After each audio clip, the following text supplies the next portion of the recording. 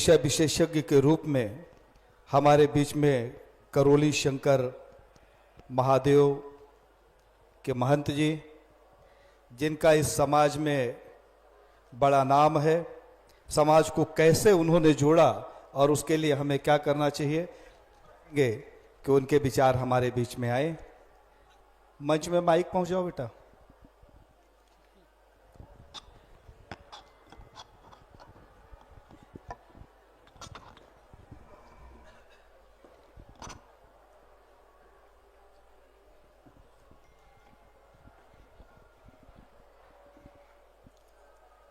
प्रातः स्मरणीय हमारे परम पूज्य गुरुदेव पंडित श्री राधा और अपनी माँ कामरू कामाख्या को नमन करते हुए हमारे धर्म के सर्वोच्च महागुरु जिनके चरणों में इस समय हम सभी बैठे हुए हैं और मार्गदर्शन की अपेक्षा करते हैं, हमारे शंकराचार्य जी, आपके चरणों में सादर दंडवत प्रणाम करता हूँ, स्वीकार करें। आप सभी को नमन करता हूँ जो इस संसद को चलाने में सहयोग कर रहे हैं। मुझे अवसर दिया बोलने के लिए, इसके बहुत बहुत आपको आभार प्रकट करता हूँ। सबसे आपका ऋणी रहूँगा अपनी बात रखने के लिए। अगर मुझसे कोई गलती हो जाए तो मुझे क्षमा करेंगे। बालक हूं आपके सामने,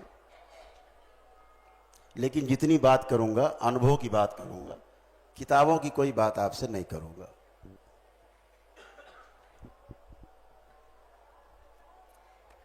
सर्वप्रथम जितनी चर्चा हो रही है, यह चर्चा इसलिए सार्थक है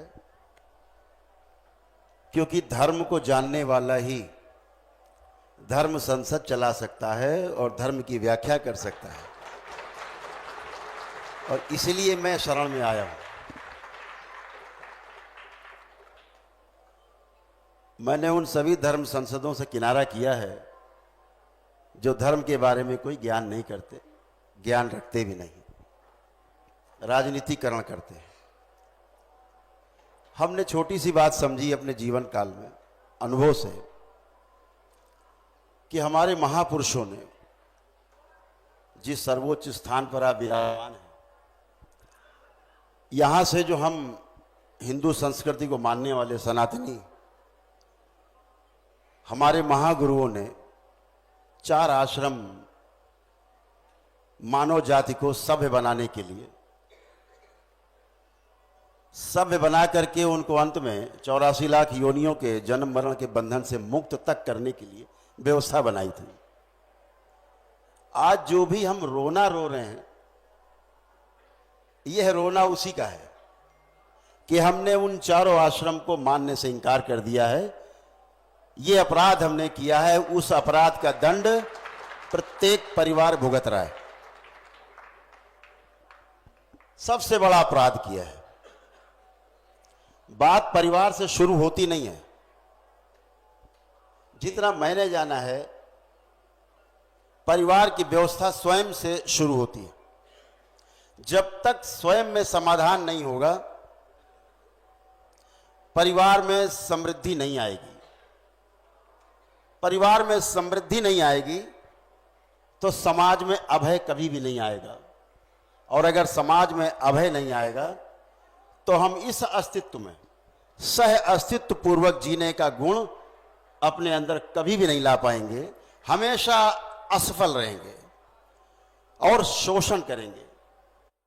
लेकिन अगर हम स्वयं में समाधानित हो जाएं, अपने गुरुओं के मार्गदर्शन में, अपनी संस्कृति के मार्गदर्शन में, तो परिवार में समृद्धि अपने आप आती है। समाज में अभय आएगा ही। जब हर परिवार में समृद्धि होगी तो परिवार में अभय आएगा ही आएगा, और परिवार में जब अभय होगा तो हम पूरे अस्तित्व में सह अस्तित्व पूर्वक बिना प्रकृति के साथ छेड़छाड़ किए उसका पोषण करेंगे। वह भी सुरक्षित रहेगा और हम भी सुरक्षित रहेंगे। आज एक बात मुझे उद्वेलित कर गई। अभी हमारे बीच में एक संत हमारे परम आदरणीय बोल रहे थे, परिवार के बारे में बहुत विखंडन हो गया है। कारण क्या है? सबसे पहला कारण रहा हमारे परिवारों का विखंडन होना।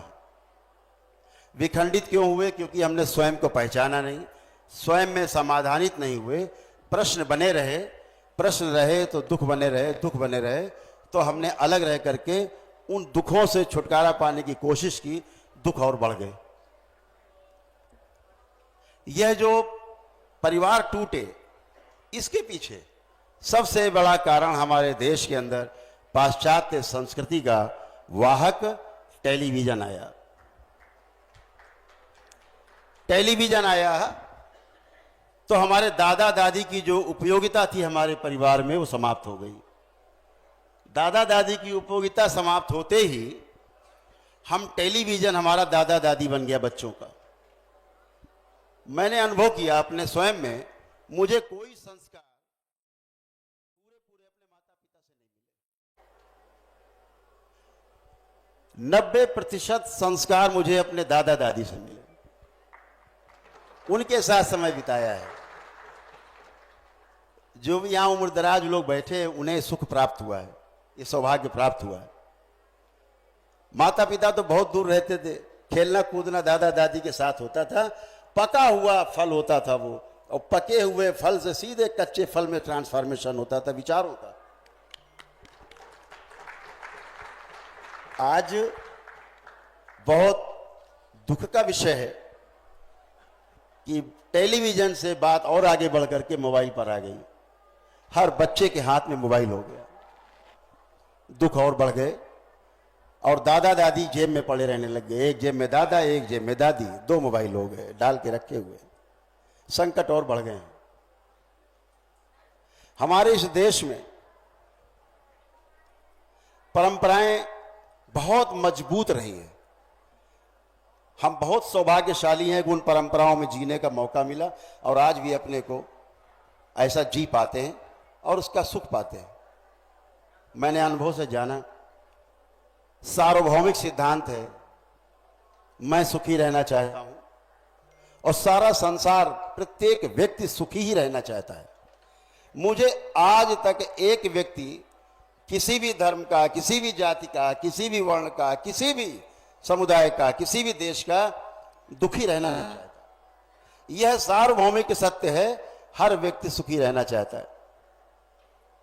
फिर कहां फंसाव है कि हम दुखी ही रहते हैं।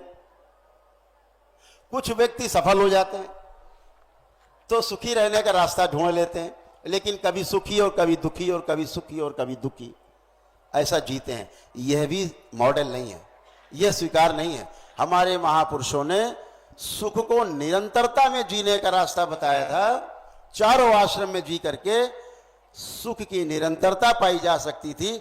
सुख की निरंतरता अर्थात बिना दुख के जीना, अर्थात आनंद में जीना। ये हमें गुरुओं से रास्ता मिला था, जिसे हमने छोड़ दिया अपनी पाश्चात्य सभ्यता की होड़ में, और इसको फैलाया उन तथाकथित समाज सुधारकों ने, उन तमाम प्रपंच करने वाले लोगों ने छद्म रूप रख करके, लच्छेदार बातों में आपको फंसा करके और धर्म से आप सबको विमुख किया है। ये अपराध उन्होंने किया है। लेकिन इस धर्म संसद में मैं आपसे कहना चाहूंगा सभी से कि अपने परम पूज्य गुरुदेव पंडित श्री राधारमण जी मिश्र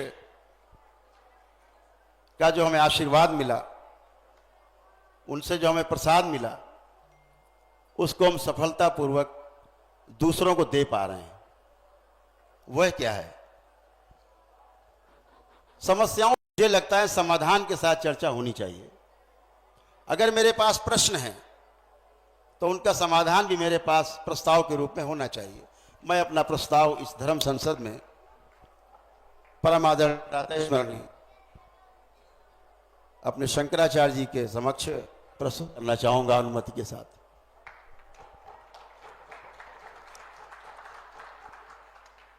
जिस भोलेनाथ और मां की शक्ति से अपने परम गुरु के आशीर्वाद से, माँ के आशीर्वाद से वैदिक रूप से जो दरबार में, वह दरबार कानपुर में भी है अपना और हरिद्वार में भी है आश्रम, और मठ भी एक स्थापित किया था हमारे गुरुदेव ने, जो रायवाला में मठ भी मिश्री मठ के नाम से है।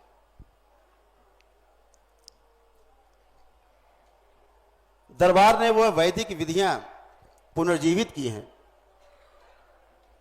और यह मैं इसलिए कह पा रहा हूं क्योंकि उसको समझने वाला हमारे सामने शरीर में जिंदा गुरु के रूप में हमारे उपस्थित है। गुरु जिंदा प्रमाण होता है जीने के लिए। गुरु है ही इसीलिए कि हम आशान्वित रहें कि मेरा गुरु अगर इस प्रकार से जी सकता है साहस के साथ, तो इसी साहस के साथ मैं भी जी सकता हूं। विषयांतर होगा थोड़ा सा। मैं आचार्य जी को मैं बहुत बड़ा फैन रहा हूं बचपन से आपका। आपके मैंने उस साहस को देखा है सन्यासी के रूप में, जो जिस साहस किया। ओम। धर्म की समाज के सामने व्याख्या करने के लिए बहुत बड़े साहस की आवश्यकता है। बहुत गर्व के साथ केवल आपने जो साहस के साथ अपनी बात को निर्भीकता पूर्वक कह पाते हैं, और नवयुवक आपको बहुत अनुसरण कर रहा है। मेरे जैसे लोग अगर आपकी शरण में हैं तो समझ लीजिए कि लाखों नवयुवक आपकी शरण में हैं, आपकी बात को सुनता है। आपने जो लाठियां खाई खड़े होकर के निर्भीकता पूर्वक अपने साथियों को, शिष्यों को बचाने के लिए, वो दृश्य मैंने टेलीविजन पर देखा है। यह साहस अब नहीं है। बचाने के लिए शिष्य आएंगे, शिष्य लाठी खाएंगे, लेकिन मेरे गुरु को लाठी खाते हुए शिष्यों के लिए मैंने पहली बार किसी को देखा था टेलीविजन। तब मुझे पहली बार ये लगा था, मैं अपने दरबार के जो हमारे साथी हैं उनमें चर्चा करता हूँ, आपके पीछे की चर्चा कर पाता हूँ, गर्व से कर पाता हूँ। आप लोग भी तमाम साथी जाते हैं मेरे पास तो चर्चा करता हूँ। धर्म में जीने के लिए बहुत बड़ा साहस चाहिए, और वो जो साहस है वो सरलता का साहस है, सहजता का साहस है। उस सहजता में, सरलता में जीने के लिए बहुत बड़े साहस की आवश्यकता है। दरबार ने वो विधि जो हमें महापुरुषों से मिली, हमारे ऋषि मुनियों से मिली, दरबार ने विकसित की, और आज दरबार गर्व से कहता है 400 प्रकार के ऐसे मानसिक न्यूरो के रोग हैं जो शरीर पर अपना प्रभाव पूरा पूरा छोड़ते हैं, और इस आधुनिक चिकित्सा विज्ञान के पास रोग का ना तो ज्ञान है और ना कोई निवारण है। डायग्नोसिस भी नहीं है और ट्रीटमेंट भी नहीं है। आपके आशीर्वाद से, आपकी कृपा से, धर्म गुरुओं के आशीर्वाद से, अपने गुरुदेव माँ के आशीर्वाद से दरबार ने वह विधियां जो विकसित की है कि 400 प्रकार की बीमारियां जिनकी औषधि नहीं है, वो वैदिक प्रक्रिया करने के पश्चात एक दिन में ही पूरी तरह से समाप्त हो जाती हैं।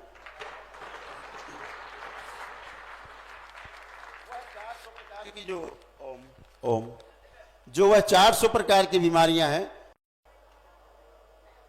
पूछ लीजिए महाराज से, किसी में आ रहा हो, आ नहीं सकता। और जब वैदिक प्रक्रिया करेंगे तो क्या होगा? परिवार ऐसे ही स्वच्छ थे, महागुरुओं की शरण में स्वस्थ थे।